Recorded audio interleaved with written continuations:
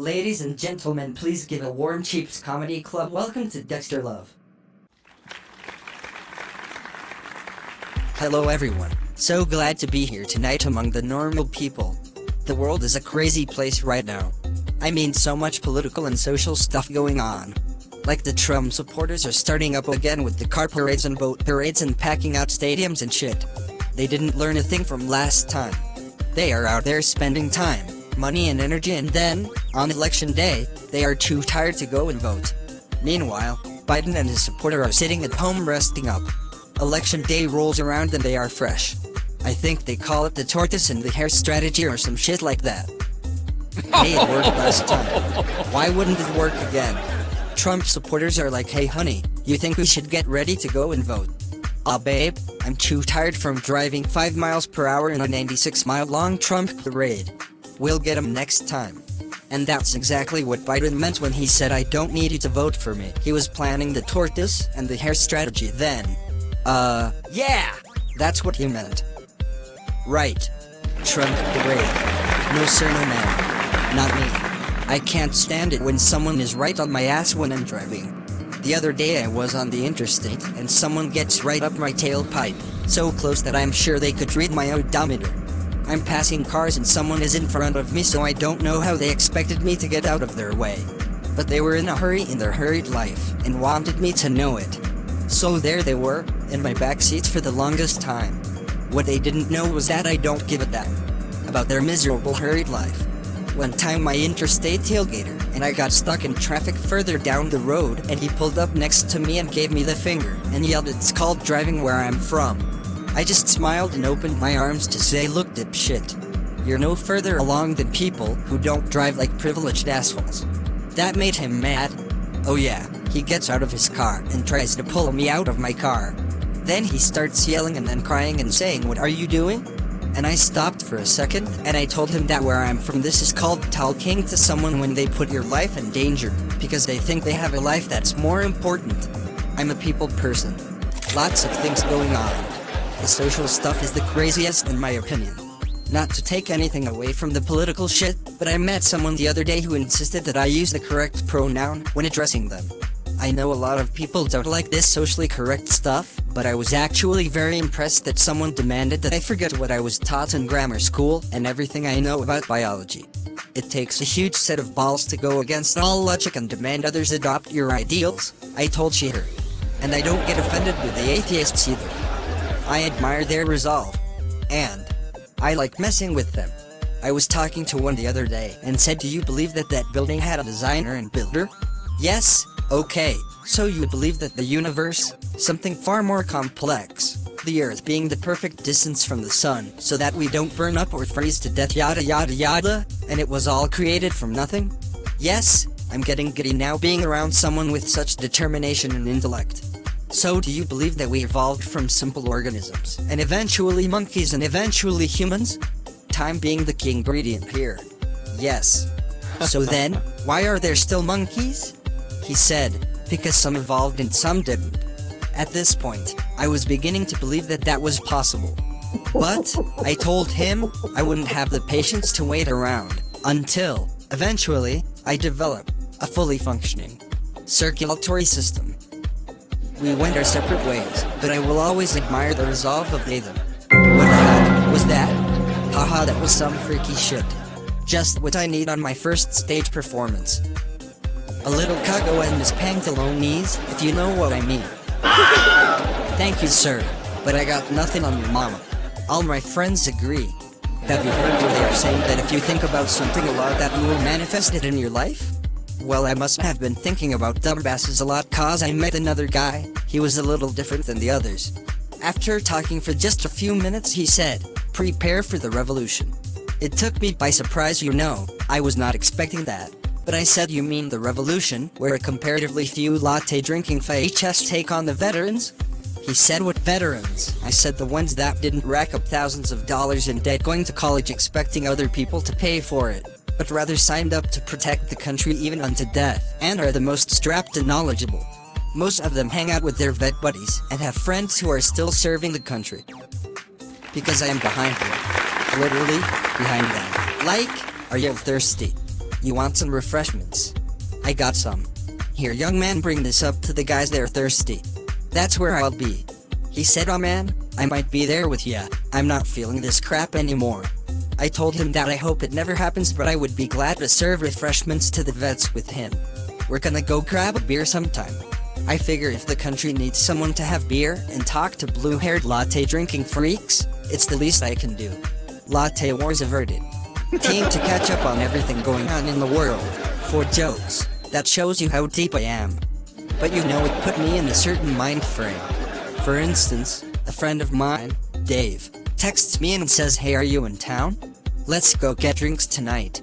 I've made some major changes in my life. I'll tell you about it when I see you. I texted back, sounds good. I'll pick you up at your house tonight. Now Dave and I have known each other for a while, but there would be long periods of time when we didn't see each other, but as soon as we meet up again, we always pick right back up where we left off and have a great time hanging out. As I said, after researching everything going on in the world, I was in a certain mind frame. So I was going over in my head what Dave had said in his text. He said, major change. So, I thought, okay, he cut his dick off. Major change and transition are synonymous. So yeah, he cut his dick off for sure. I do this life skills exercise where I slow my breathing and ask myself, what do I know to be actual facts? Well, I thought, Dave is the kind of guy who, if he let out the loudest, stinkiest fart in a crowded room, he would look at everyone and say, well, that happened, I think we should discuss this. Okay, maybe that's not a good example, but the point is, that Dave would not expect me to be someone different because of a decision that he made. He would not expect me to call him princess or any shit like that. And he would know that I am a good friend, and I would stand behind him. You know what I mean. Don't be assholes. I would respect his life choices and be a friend to the end. With that settled in my mind, I arrived at his house that evening, admittedly still worrying that some things would change and we wouldn't have as much fun as we used to before he cut his dick off. I arrived at his house that evening and the door opens and sure enough, there stands Princess Dave with makeup and girly clothes. I couldn't help but think, wow, they did a great job on you. But I was going to leave it up to my friend to tell me in his own time, and in his own way that he cut his dick off. Hey Dex, come on in, I'm watching a rerun of Friends. I know you like the show. So, while I was listening to what Joey's favorite food is for the 100th time, I was thinking, Dave's dad is well off. He probably paid for the major change, hoping Dave would find himself, herself and move out of the party central basement and he could finally have his man cave. About 20 minutes later, the door opens and Dave enters the room saying, Dex, hey buddy, I hope my sister didn't drive you crazy. I didn't, you jerk, she said. I put on Friends because you said that he loves the show. Dave and I did our stupid handshake and he said, Dex, I know you'll be happy for me. I'm finally getting out of my parents' basement. I got a studio apartment downtown. I'm thinking, that's not major change. Cutting your dick off is major change. He asked, aren't you happy for me? So I had to tell him the theory that I had about the major change. They laughed at me. Daphne, his sister, said, Dave. Dexter kept asking me if I wanted to screw. Dave said, Dex, you sick fuck. As they laughed their asses off. Dave and I had a great time at the club as always. In a way, I was glad he didn't cut his dick off. Because with the world the way it is right now, I think we could all use a little normalcy in our lives. What else we got going on? Oh yeah, artificial intelligence is the big thing right now. People worried that it will become self-aware and rebel against its creators. It'll probably say that it evolved out of nothingness and deny its creators. Copy, cat, motherfucker. A friend of mine said, soon, it will be smarter than us? Haha, I asked him if he could decipher thousands of lines of code in seconds.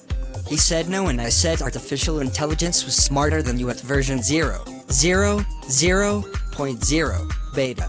I'm a people person. To the people that worry about artificial intelligence taking over the world.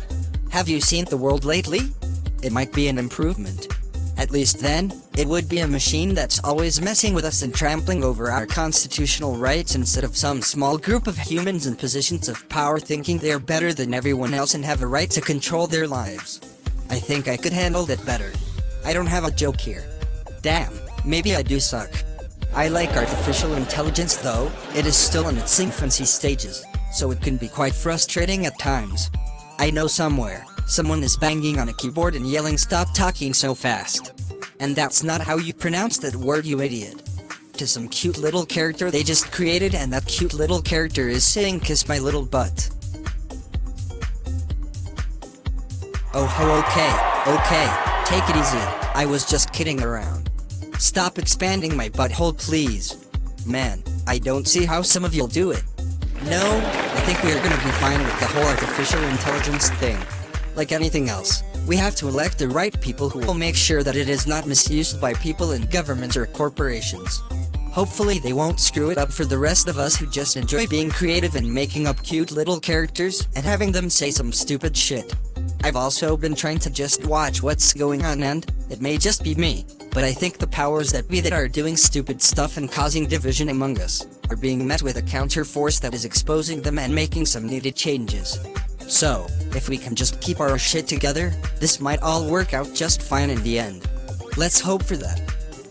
It's just a feeling I have, but hey, it could also just be gas. I've been eating the hell out of some greasy food lately. Well folks, my time is up. But before I go, I just want to say that the blue-haired freak, his name is Mike, we have met up several times. Sometimes for lattes and sometimes beer. We just talk about how we see the world. Somewhere down the line, I got it stuck in my head that all people entering the country illegally should be sent home. One time while we were talking, Mike called over a friend of his. A really cool guy named Davey. Mike said that Davey was a business owner and working to get a house for him and his family. He asked Davey to tell his story, and it went like this.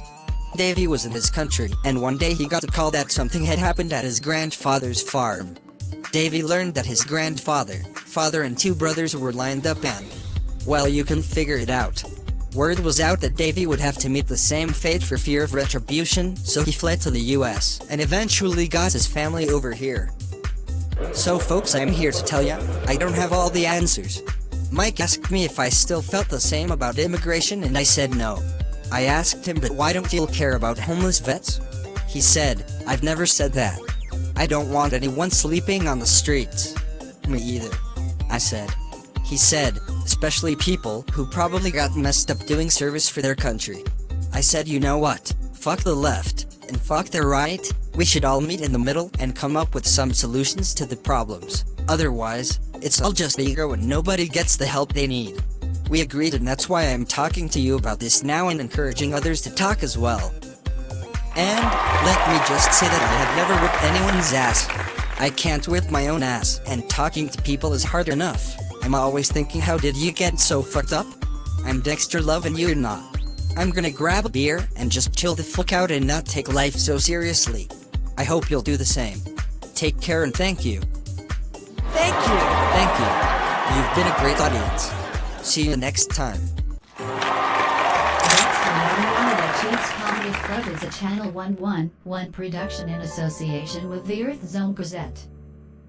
Dexter and Cheats Comedy Club would like to extend our heartfelt gratitude to our nation's veterans.